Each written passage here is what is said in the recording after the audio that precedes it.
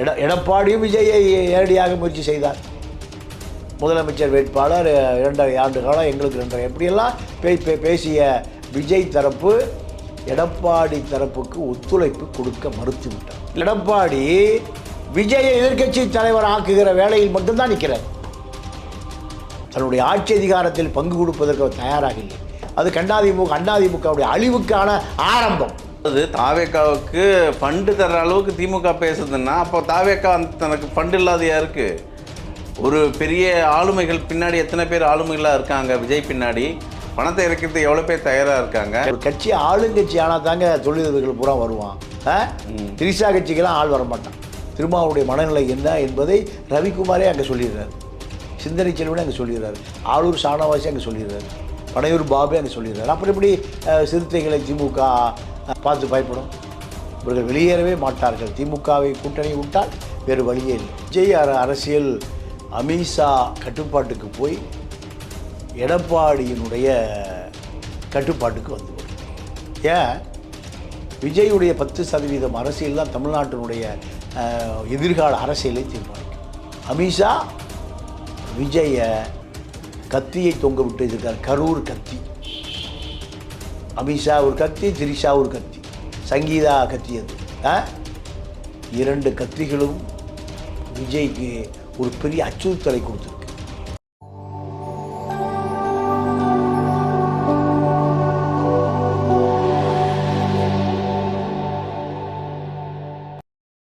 நேயர்களுக்கு வணக்கம். இந்த நேர்காணலில் நம்மோடு இணைந்திருக்கிறார் மூத்த பத்திரிகையாளர் திரு தமிழா பாண்டியன் சார். வணக்கம். வணக்கம். என்டிஏ கூட்டணி இன்றைக்கி தமிழ்நாட்டை ஒரு அரசியல் களத்தையே மாற்றுது அப்படின்னு ஒரு இடத்துல நம்ம பார்க்குறோம். எப்படி சார் விஜய் ஒரு அழுத்தம் கொடுக்குதா? விஜயை தன் வசப்படுத்துறதுக்காக என்னென்ன செய்கிறாங்க? ஏன் அந்த இடத்துக்கு இன்றைக்கி என்டிஏ கூட்டணி வந்திருக்கு?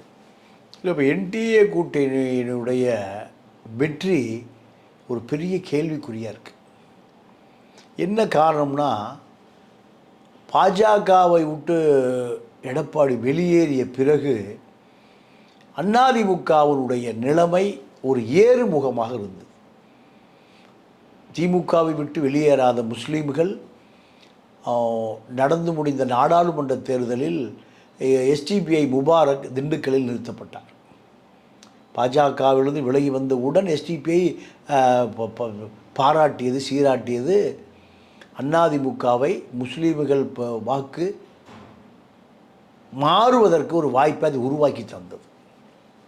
அதே காலகட்டத்தில் சாம்சங் பிரச்சனையில் அதிருப்தியாக இருந்த சிபிஎம் அதிமுகவோட கூட்டணிக்கு பேச்சுவார்த்தையை துவக்கியது. அதே காலகட்டத்தில் வேல்முருகன் திமுகவால் பாதிக்கப்பட்டு சட்டசபையில் பல முறை திமுக அமைச்சர்களால் அவர் அவமானப்படுத்தப்பட்டு மக்கள் பிரச்சனைக்கு போராடுகிற வேல்முருகன் மீண்டும் சட்டமன்ற உறுப்பினராக விடக்கூடாது என்கிற அளவுக்கு அவருக்கு அழுத்தம் கொடுத்த பொழுது அவருடைய பார்வை அதிமுக பக்கம் திரும்பியது. பாஜக வந்த பிறகு அவரும் தொலைத்தொடர்புக்கு போய்விட்டார். அதே காலகட்டத்தில் சிறுத்தைகளும் திமுக மீது இருந்த வெறுப்பின் காரணமாக கூட்டணி மாறுவதற்கு உண்டான வாய்ப்பு இருந்தது. அப்போது கம்யூனிஸ்டுகள், முஸ்லீம் லீக், வேல்முருகன், சிறுத்தை, இப்படி பல மாற்றத்திற்கான ஒரு சூழல் உருவானது. பாஜக உள்ளே வந்த பிறகு அவ்வளோ பேர் வெளியேறிட்டான். அப்போது இப்பொழுது விஜயை இந்த கூட்டணியில் கொண்டு வந்து சேர்ப்பது தன்னுடைய பொறுப்பு என்கிற நம்பிக்கையின் அடிப்படையில் தான் எடப்பாடி பாஜகவோடு கூட்டணி வைத்தார். இந்த சிபிஐ, சிபிஎம், வேல்முருக, முஸ்லீம் லீக், சிறுத்தை இதெல்லாம் வெளியே போனால் அந்த வாக்கு வங்கியை விஜயை என்டிஏ கூட்டணிகள் கொண்டு வருவதன் மூலம் தக்க வைக்கப்பட முடியும் என்று அமித்ஷா கொடுத்த வாக்குறுதி தான் எடப்பாடிக்கு தெம்பாக இருந்தது. நாளடைவில் அது எடப்பாடியும் விஜயை நேரடியாக முயற்சி செய்தார். முதலமைச்சர் வேட்பாளர் 2.5 ஆண்டு காலம் எங்களுக்கு 2.5 எப்படியெல்லாம் பேசிய விஜய் தரப்பு எடப்பாடி தரப்புக்கு ஒத்துழைப்பு கொடுக்க மறுத்துவிட்டார். இல்லை, விஜய் எந்த இடத்துல அவர் தக்க வைக்கணும்னு நினைக்கிறாரு? ஒன்று விஜயகாந்த் சாயிலும் பயணிக்கிறாரு, இன்னொன்று இந்த பவன் கல்யாணோட சாயிலும் பயணிக்கிறாரு. அந்த இடத்த கொடுக்கறதுக்கு எடப்பாடி ஒத்துப்பாரா? இல்லை, எடப்பாடியை பொறுத்த வரைக்கும் துணை முதலமைச்சர் எந்த காலத்தையும் தரமாட்டார். எதிர்க்கட்சி தலைவர், துணை முதலமைச்சருக்கு இணையான பதவி எதிர்க்கட்சி தலைவர் வரிசையில் தான் இப்போ நிற்கிறார். யார்? விஜய எடப்பாடி எதிர்க்கட்சியாக தான் நிற்கிறார். அதாவது எடப்பாடி விஜயை எதிர்க்கட்சி தலைவர் ஆக்குகிற வேலையில் மட்டும்தான் நிற்கிறார். தன்னுடைய ஆட்சி அதிகாரத்தில் பங்கு கொடுப்பதற்கு அவர் தயாராக இல்லை. அது அண்ணாதிமுகவுடைய அழிவுக்கான ஆரம்பம். அதை செய்யவே மாட்டார். அப்படி போயிட்டா. ஆமாம். அது அமித்ஷா அந்த இடத்துக்கு விட்டுருவாரா? லீனியண்டாக எடப்பாடியை தன் போக்கில் விடுவாரா? அப்படி இல்லை என்றால் அதிமுக அளித்த ஒரு பெயரை எடப்பாடி வந்து சேரும். அதனால் கூட்டணிக்கு பிறகு அதிமுக அழிந்து போவதை இப்பொழுதே தன்னை அழித்துக் கொள்வதற்கு எடப்பாடி தயாராவார். நீங்கள் சிறைக்கு போட்டால் போடுங்க. இப்போவே அமித்ஷாவுக்கு எடப்பாடிக்கு என்ன சண்டை? எடப்பாடி குரலை உயர்த்த, அமித்ஷா குரலை உயர்த்த, விஜயை கொண்டு வந்து சேர்த்தா அந்த கூட்டணி வெற்றி பெறும். இல்லை என்றால் நீங்கள் கூட்டணி விட்டு வெளியேறுங்கள், நான் கூட்டணி விட்டு நான் வெளியேறேன். ஏன் எடப்பாடி அந்த முடிவு வந்திருக்காரு? வந்து வர்றதுக்கு 10 நாளுக்கு முன்பு டெல்லியில் அமித்ஷாவும் எடப்பாடியும் சந்தித்த பொழுது இதுதான் நடந்தது. தேர்தல் முடிந்த பிறகு நான் தோற்று காணாமல் போவதை விட தேர்தலுக்கு முன்பே நான் காணாமல் போயிடுறேன், நீங்கள் என்னை ஜெயிலில் பிடிச்சி போடுங்க, என்னமோ பண்ணுங்க. விஜய் இந்த கூட்டணிக்குள்ள வரலைன்னா இந்த கூட்டணி வெற்றி பெறாது. வெற்றி பெறுவதற்கான ஆட்கள் நீங்கள் இருந்தனால எங்கிட்ட வரல. பாஜக இல்லைன்னா திரும்ப வந்திருப்பார். 3% வாக்கு வந்திருக்கு. 2 கம்யூனிஸ்டுகளும் வந்திருப்பாங்க. 5% இருக்கு. முஸ்லீம்கள் 2% வந்திருப்பான். 7% இருக்குது. வேல்முருகன் வந்தால் ஒரு 2% இருக்குது. 10% வாக்கு நான் வைத்திருப்பேன். அதை நீங்கள் வந்ததுனால எனக்கு போச்சு. உங்கள்கிட்ட 3% இருக்குது. பார்ப்பன ஓட்டுக்கள் இந்து வாக்கு வங்கியில் இங்கே ஒன்றுமே இல்லை. தமிழ்நாட்டில் இந்துன்னு எவனும் ஓட்டே போடுறதில்லை. பாஜகவுக்கு பார்ப்பனர்கள் போடுகிற 3% ஓட்டு தான். ஒருவேளை சூழல் விஜய் என்டிஏ கூட்டணியில் இணையும் பட்சத்தில் எடப்பாடியோட நிலைமை எப்படி இருக்கும்? மக்கள் விஜயை ஆதரிப்பாங்களா? சார், விஜயை பொறுத்த வரைக்கும் பெரிய மக்கள் தலைவர்லாம் இல்லை. முதல் தலைமுறை வாக்காளர்கள் விஜயை ஆதரிக்கிறார். அது ஒரு 10% வரும். இதுதான் மக்கள் என்று சொல்வது படித்த பண்பாளர்கள், அறிவாளிகள், எப்படிலாம் இல்லை. விஜய்க்கு ஒரு ரசிகர் மன்ற ஓட்டு இருக்குது. அந்த 10% ஓட்டு என்டிஏ கூட்டணிக்கு வந்தால் இது ஜெயிச்சிடும். எடப்பாடி முதலமைச்சர். இதுதான் இப்போ எதிர்பார்க்கப்படுகிறது. விஜய் தனித்து நிற்க வேண்டும். இது திமுக தரப்பில் பாசியோ கன்செஷன் அபினேஷ் மூலம் பல ஆயிரம் கோடி ரூபாய் பேரம் நடக்குது. தாவேக்காக்கும் திமுகவுக்கும் பேரம். ஆமாம், அபினேஷ் மூலம் தனிச்சு நில்லுங்க. திமுக நேரடியாக நான் தர்றேங்க, நீங்கள் தனிச்சு நில்லுங்க. யார் சொல்கிறா? அபினேஷ் சொல்கிறார். பாசியம் கன்ஸ்ட்ரக்ஷன் அபினேஷ், விஷ்ணு ரெட்டி, 2 பெரிய ரெட்டிகளும் பல லட்சம் கோடி வைத்திருக்கிற பில்டிங் கன்ஸ்ட்ரக்ஷன் 2 பேரும் நீங்கள் தனிச்சு நில்லுங்க, செலவை நான் தர்றேன் இப்படி சொல்கிறதுக்கு பின்னால் யார் இருக்கா? திமுக. அதாவது தாவேக்காவுக்கு ஃபண்டு தர்ற அளவுக்கு திமுக பேசுதுன்னா அப்போ தாவேக்கா தனக்கு ஃபண்டு இல்லாத யாருக்கு? ஒரு பெரிய ஆளுமைகள் பின்னாடி எத்தனை பேர் ஆளுமைகளாக இருக்காங்க? விஜய் பின்னாடி பணத்தை இறக்கிறதுக்கு எவ்வளோ பேர் தயாராக இருக்காங்க? இல்லை, உங்களுக்கு தெரிஞ்ச ஆளனை கொண்டு விஜய்கிட்ட கொடுத்தீங்கன்னா விஜய் வாங்கிக்குவார். இத்தனை நாள் செலவு பண்ணுறது ஆதவர்ஜினா தான் செலவு பண்ணுறார். ஆதவர்ஜினா தான் செலவு பண்ணுறார். பாரிவேந்தர் இல்லையா? பாரிவேந்தர் இல்லையா? பாரிவேந்தருக்கே இப்போ செலவு பண்ணுறதுக்கு காசு இல்லை. பாரிவேந்தர் எங்கே செலவு பண்ணுறார்? ஒரு கட்சி ஆளுங்கட்சி ஆனால் தாங்க தொழிலதிபர்கள் பூரா வருவான். திரிசா கட்சிக்கெல்லாம் ஆள் வரமாட்டான். சீமானுக்கு வேணால் கொடுத்தான், ஆளுக்கு 5 கோடி ரூபா, 200 பேர் 1000 கோடி கொடுத்தான். ஏன் கொடுத்தான்னா அந்த பில்டர்களுடைய இடம், அரசின் இடம், புறம்போக்கு, நத்தம் புறம்போக்கு, கோயில் நிலத்தில் கட்டுறான். அதை சீமா கண்டித்து ஆர்ப்பாட்டம் போராட்டம் விட்டுறக்கூடாதுங்கிறக்க ஆளுக்கு 5 கோடி ரூபா கொடுத்தான், 200 பேர் கொடுத்தான், 1000 கோடி ரூபா சேர்ந்து. விஜயை பொறுத்த வரைக்கும் இந்த தொழிலதிபர்கள் பூரா பிஜேபி, திமுக, அதிமுக தொழிலதிபர்கள் தான். விஜய்க்கு அவன் தொழிலதிபர் கிடையாது. தொழிலதிபரே ஒரு சாயத்தோடு தான் இருப்பான், ஒரு கட்சியோட பினாமியாக தான் இருப்பான். விஜய்க்கு அது போன்ற தொழிலதிபர்லாம் இப்போ ஆதவர்ஜுனா தான். பெரும் தொழிலதிபர்கள்லாம் திமுக விட்டுட்டு, அதிமுக விட்டுட்டு, பிஜேபி விட்டுட்டு யார்கிட்ட வரமாட்டான்? விஜய்கிட்ட வரவே மாட்டான். ஆனால் அவங்க தொண்டர், அவங்க தொகுதிக்கு ஆளுக்கு 5 கோடி வசூல் வேட்டை நடக்குதா ஒரு பேச்சடி? ஏங்க 500 ரூபா செலவு பண்ண கூட ஆள் இல்லைங்க. ஏங்க அதாவது 234 தொகுதிகளில் பணம் இருக்கிறவன் வேட்பு மனு கொடுக்குறான், பணம் இல்லாதவன் பாதி பேர் ஆளே காண. வட சென்னையில் ஆட்டோ டிரைவர் தான் ஒரு மாவட்ட செயலாளர். ஆட்டோ டிரைவர் தான் மாவட்ட சார். திமுக அதிமுக ஆளுங்கட்சியாக வருவதற்கு ஒரு 10 வருஷம் 15 வருஷம் தேவைப்பட்டது. எத்தனை வருஷம்? 10 தொழிலதிபர்கள், கோடீஸ்வரர்கள் எல்லாம் வந்தான். மிட்டா ராஜாலாம் வந்தான். அதுக்கு முந்தைய கருணாநிதி பஸ் ஸ்டாண்டில் படுத்து தூங்கியிருக்கார், திருட்டுறையில் போயிருக்கார். அண்ணாவுக்கு செலவுக்கே காசு இல்லை. கீழ்வெண்மணியில் 41 பேரை பண்ணையார்கள் எரித்து கொலை செய்வதற்காக கொடுத்த பணம் தான் 11 லட்சம் ரூபா. மிஸ்டர் 11 லட்சம் எங்கே? கம்யூனிஸ்டுகள் பண்ணையார்கள் கொடுத்து கம்யூனிஸ்டுகளை ஒழிப்பதற்காக எரிப்பதற்காக வந்த காசு தான் 11 லட்சம். அதெல்லாம் திமுகவே உருவாச்சு. இந்த தேர்தலில் ஒரு பல மாற்றங்களை நம்ம பார்த்துருக்கோம் சார். குறிப்பாக என்டிஏ கூட்டணியில் இதுமாதிரி சலசலப்பு, எடப்பாடிக்கு ஒரு அழுத்தம், விஜய்க்கு ஒரு அழுத்தம், அமித்ஷா கையில் தான் இதெல்லாம் இருக்குன்றாங்க. இந்த பக்கம் பார்த்தீங்கன்னா திமுக கூட்டணி இன்றைக்கி ஒரு பெரிய சலசலப்பில் இருக்குது. காங்கிரஸுக்கு 28, அவங்க தாவைக்கு காட்டி ஒரு பெரிய ஒரு எண்ணிக்கையை வாங்கிட்டாங்க, ராஜ்யசபா சீட்டும் வாங்கிட்டாங்க. இங்கே தேமுதிக வந்த உடனே ஒரு பெரிய லம்சம் அவங்களே எதிர்பார்க்கல அந்த எண்ணிக்கையை. ஆனால் இங்கே எப்போ நன்றி விசுவாசத்தோடு திமுகவில் பயணித்த சிபிஎம் ஐயா இருக்கட்டும், எம்ஆர் இருக்கட்டும், விசிகாவாக இருக்கட்டும், ஏனைய கட்சியில் இருக்கட்டும், இங்கே ஏமாற்றப்படுகிறார்களா? இல்லைங்க, அவர்களுக்கு திமுகவை விட்ட வேறு வழியே இல்லை. கொடுத்தாலும் கூட்டணி தொடரும், கொடுக்கலினாலும் கூட்டணி தொடரும். அடுத்த கூட்டணியில் அடுத்த தேர்தலில் சீட்டுக்களை உயர்த்துவதற்காக இப்பொழுது குரல் கொடுக்கிறார்களே தவிர கொள்கையே இல்லாமல் போய்விட்டார்கள் கம்யூனிஸ்டுகள். கம்யூனிஸ்டுகளுக்கு பெரிய வாக்கு வங்கியெல்லாம் இல்லை. இந்த கூட்டணி இருப்பதால் ஒரு 4 சட்டமன்ற உறுப்பினர்கள் வருவார்கள், 2 எம்பி வருவாங்க அகில இந்திய அளவில். அதுதான் நடக்குமே தவிர சிபிஎம் சிபிஎல் ஒரு பொருட்டாகவே மதிப்பதில்லை. விடுதலை சிறுத்தைகளை ஒரு பொருட்டாக மதிக்காமல் 4 சட்டமன்ற உறுப்பினர்கள் திமுகவுடைய கட்டுப்பாட்டில் இருக்கிறார்கள். அறிவாலயத்தில் அந்த சிறுத்தைகள்லாம் கட்டி போடப்பட்டு புள்ளை போடப்பட்டு புல்லு திருட்டு கிடக்குது அந்த புலி பூரா, சிறுத்தை பூரா. அதாவது உங்களை போல் விமர்சகர்கள் சொல்கிற கருத்தை வந்து எப்போவுமே விடுதலை சிறுத்தைகளை திமுக ஏமாற்றிக்கே தான் ஆகும். அது கலைஞர் பாணியிலிருந்து திமுக இப்போது ஸ்டாலின் அவர்களாம் தொடர்றாரு. திமுக என்ற ஒரு பெரிய ஆலமரத்தை ஒரு நிழலாக ஒரு கட்டுக்கோப்பாக வச்சிருந்தது விசிகான்னு சொல்லலாம் இல்லையா? அந்த இடத்துல தானே விசிகா ஒரு திமுக அணியை ஒரு மதசார்பற்ற அணியாக தன்னை வெளியே காட்டுச்சு. ஆனால் இன்றைக்கி திருமாவளவனுக்கு அந்த சொற்ப எண்ணிக்கையை கொடுக்கறது வந்து திரும்ப ஏற்றுப்பாரா?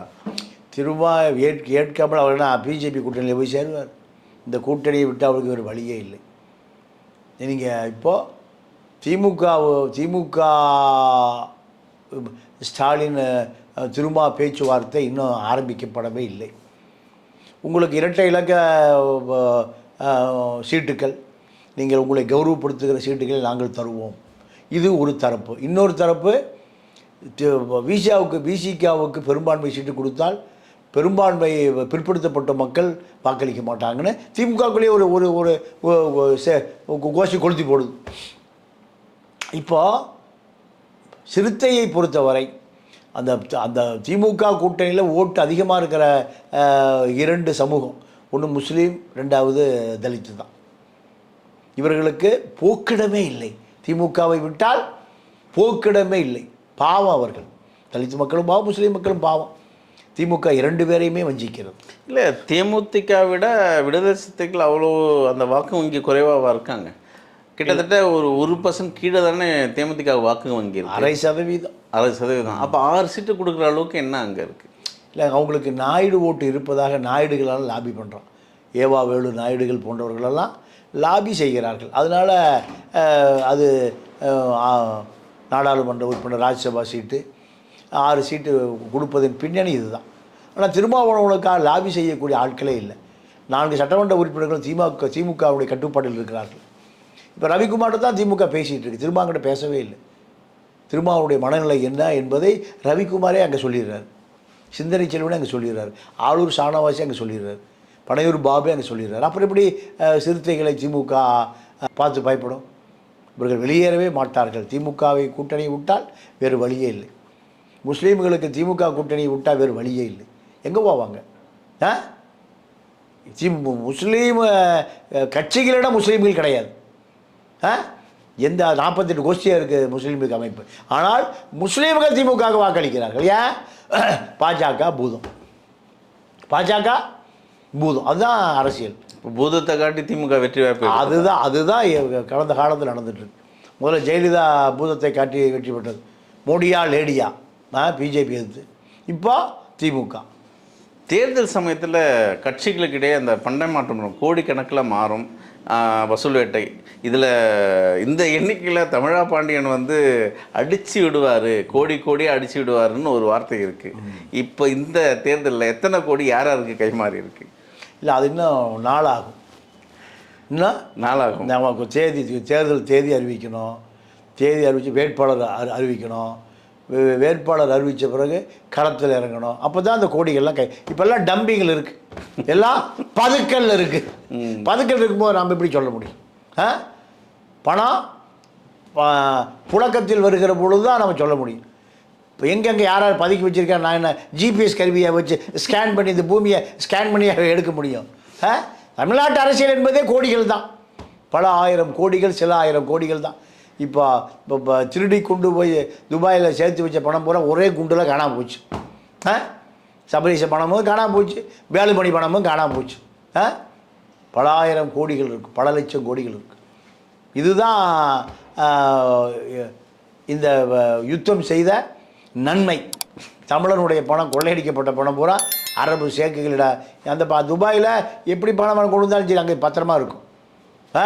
கள்ளப்பணமா நல்ல பணமா? இல்லை, நம்ம நாட்டில் கள்ளப்பணம் ஊழல்லாம் பண்ணாத, எங்கேயும் அடித்து கொடுத்து என் நாட்டை வளமாக்கு, உன்னை நான் உன் பணத்தை நான் இரட்டிப்பு பண்ணி தரேன், பாதுகாப்பாக தரேன், வரி கிடையாது. இதுதான் அந்த நாட்டுடைய சட்டம். சிங்கப்பூர் சட்டம் அதுதான், லண்டன் சட்டம் அதுதான், நியூயார்க் சட்டம் அதுதான், இப்போ பக்கத்தில் துபாய் சட்டம் இதுதான்.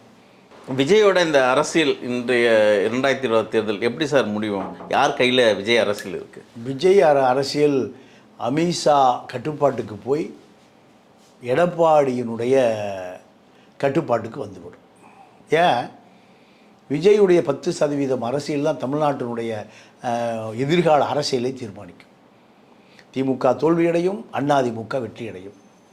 இதில் அதிமுக வெற்றியடைந்த 2021 ஜெயலலிதா முதலமைச்சராக ஆவதற்கு விஜயகாந்த் ஜெயலலிதா பயன்படுத்தி கொண்டார். ஜெயலலிதா வெற்றி பெறுவதற்கு அல்ல, ஜெயலலிதா வெற்றி பெறுவதற்கு ஜெயலலிதாவுடைய வாக்கே போதும். விஜயகாந்த் திமுக பக்கம் போனால் திமுக வெற்றி பெற்றுவிடும்.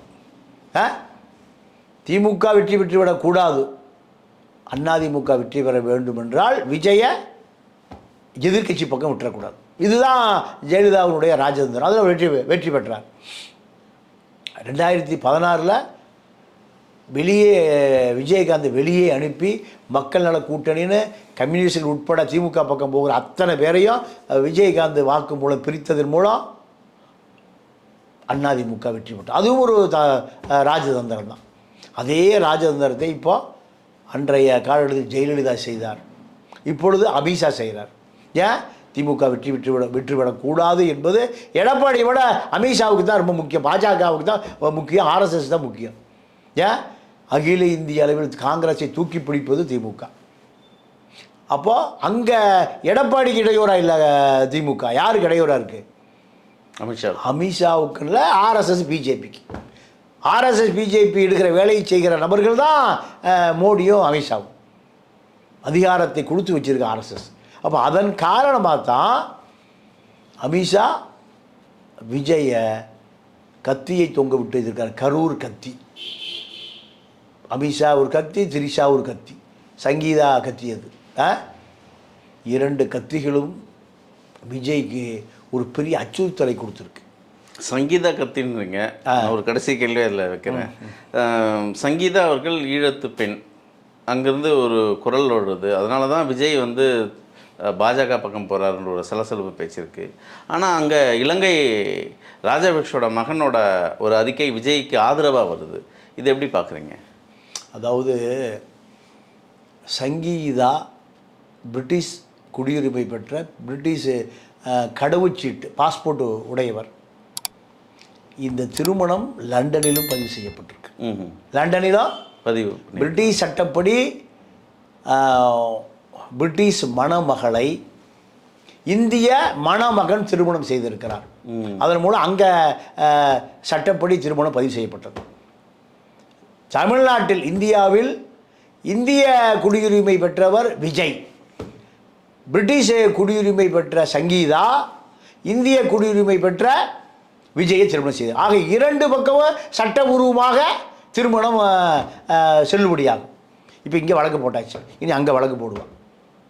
அங்கே ஐரோப்பா நாடுகளில் லண்டனில் இருக்கக்கூடிய சொத்துக்கள் அத்தனையே சரி பாதி கொடுக்கணும். யார்? விஜய். இங்கேயும் சரி பாதி கொடுக்கணும். இதுதான் இந்த வழக்கு. இந்த வழக்கு இதுதான். நீங்கள் லண்டன் நீதிமன்றத்தில் விஜய் போலினா எக்ஸ்பர்ட் தீர்ப்பு வரும். ஐரோப்பா நாடுகளுக்கு காலை வைக்க முடியாது. யார்? விஜய். வாழ்நாள் முழுவதும் ஐரோப்பா நாடுகளை மறந்துடணும். இதுக்கெல்லாம் உதவியாக இருக்குமா பாஜக பக்கம் கூட்டணி சேரும் பட்சத்தில்? அதான 2 கத்தி, அமித்ஷா கத்தி, திரிஷா கத்தி, 2 கத்திகளும் விஜயால் தட்டுமுட்டு தடுமாறி ஒன்றுமே செய்ய முடியல. பாஜகவிடம் சரணடைவை தவிர வேறு வழி இல்லை. இதுதான் பவன் கல்யாணுடைய ஆலோசனை. கேரளாவில் மோகன் லாலுடைய ஆலோசனை அதுதான். நீங்கள் யார் சொன்னாலும் விஜய் கேட்க மாட்டார். இந்த 2 மூத்த முன்னோடிகள், திரைப்படத்துறையில் மூத்த முன்னோடிகள் உடைய நல்லதுக்கு சொல்கிறேன், பின்னாடி வருத்தப்படாத.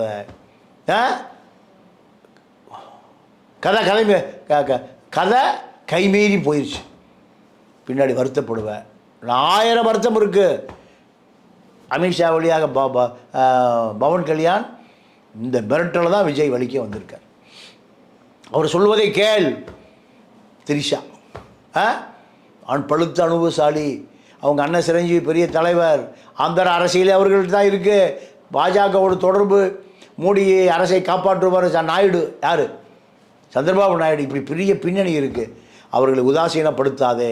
இதுதான் விஜயை அச்சப்படுத்தியது. இதுக்கு பின்னாடி பெரிய கதை இருக்குது. பெரிய கதை இருக்குது, சாதாரண கதை இல்லை. அதனால தான் திரிஷா நேற்று போயிருக்கா விஜய் காரில் போய் இறங்கி. ஏர்போர்ட்டில் விஜய் காரில் இறங்கி தான் எல்லாமே செயற்கை, இயற்கை அல்ல. இன்றைக்கி ரகசிய கூட்டம் மௌரியா சர்டன், சோலா சர்டனில் ரகசிய கூட்டம். பாஜக தரப்பு அமித்ஷாவுடைய ஆட்கள் வந்து பேசுவாங்க. இவர் ஒத்துக்கொண்டு வேலையெல்லாம் முடிந்து விட்டால் அமித்ஷாவை ரகசியமாக சந்திப்பார். அமித்ஷா வீட்டில் முடிஞ்சு போச்சு. இப்போ அதுக்கான வேலைகளை இங்கே ஆரம்பிக்க சொல்லிட்டு போயிட்டார். புஷி என்ன பண்ணியிருக்காரு? மாவட்ட செயலாளர்கள் கூட்டம், நிர்வாக குழு, பொதுக்குழு, செயற்குழு அத்தனை பேரை தனித்தனியாக போய் சந்தித்து பேசுகிறாரு. அப்போ கூட்டணி வச்சா தலைவன் எதை சொன்னாலும் சரி, தலைவன் விஜய் ட்ரம்ப்போடு கூட்டணி வச்சாலும் நாங்கள் ஓட்டு போடுவோம்யா. இஸ்ரேல் அதிபர் நெதன்யாகு கூட்டணி வச்சா நாங்கள் ஓட்டு போடுவோம். எங்களுக்கு தளபதி தாயா முக்கியம். இப்படி அவன் முடிவுக்கு வந்துட்டான். அதனால் புஷி சட்டப்பையிலேயே விஜய் வச்சுருக்கார். இல்லை உள்ள போட்டா வைப்பான். இவர் எம்ப்ராய்டரி போட்டார். எல்லா சேனலும் எம்ப்ராய்டரி. அதனால் இந்த கூட்டணி உறுதி. அதிமுக கூட்டணி வெற்றி பெறும். ஆட்சி மாற்றம், கண்டிப்பாக ஆட்சி மாற்றம். ஏன்னா ஸ்டாலின் கோடிகளை இறைச்சி எப்படியாவது ஆட்சி வரும். அதையெல்லாம் தாண்டி பெரிய மாற்றம் நடக்க போகும். திமுக நாட்கள் எண்ணப்படுகின்றன. தொடர்ந்து பேசுவோம் சார். நன்றி, வணக்கம்.